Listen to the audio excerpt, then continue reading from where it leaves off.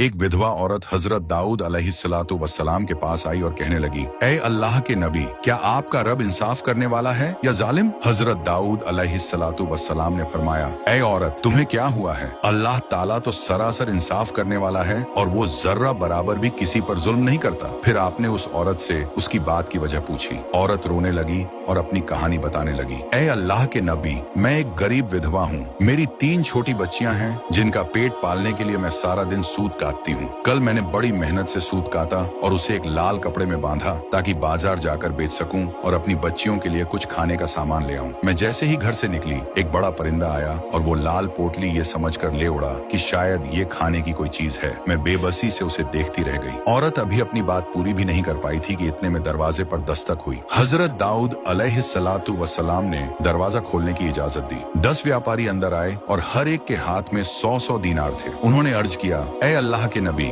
ये रकम आप गरीबों में तकसीम कर दीजिए। हजरत दाऊद अलैहिस्सलातु वस्सलाम ने पूछा, आप लोग ये माल मेरे पास क्यों लाए हैं? व्यापारियों ने बताया, ऐ अल्लाह के नबी, हम सब एक कश्ती में सफर कर रहे थे। अचानक एक जोरदार तूफान आया और हमारी कश्ती में सुराख हो गया। कश्ती डूबने लगी और हमें लगा कि अब हम सब मर जाएंगे। हमने अल्लाह से दुआ मांगी कि अगर वो हमें इस तूफान से बचा ले तो हम में से हर शख्स 100-100 दीनार सदका करेगा। एक व्यापारी ने मजीद कहा, जब पानी तेजी से कश्ती में भर रहा था और हमारे पास सुराख बंद करने के लिए कुछ नहीं था तो अल्लाह ने हमारी मदद की। अचानक एक बड़ा परिंदा हमारे ऊपर से गुजरा और उसने अपने पंजे में पकड़ी हुई एक लाल पोटली हमारी कश्ती में फेंक दी। हमने जल्दी से वो पोटली उठाई, उसमें सूत था। हमने फौरन उस सूत से सुराख बंद किया और पानी निकालने लगे। थोड़ी देर बाद तूफान रुक गया और यूं अल्लाह ने हमारी जान बचा ली। अब ये सदके की रकम है जो हम आपके पास लाए हैं ताकि आप इसे उसके हकदार तक पहुंचा दें। ये सुनकर हजरत दाऊद अलैहिस्सलातु वस्सलाम ने उस विधवा औरत की तरफ देखा और फरमाया, ऐ औरत, तेरा रब खुशकी और समुंदर में तेरे लिए कारोबार कर रहा था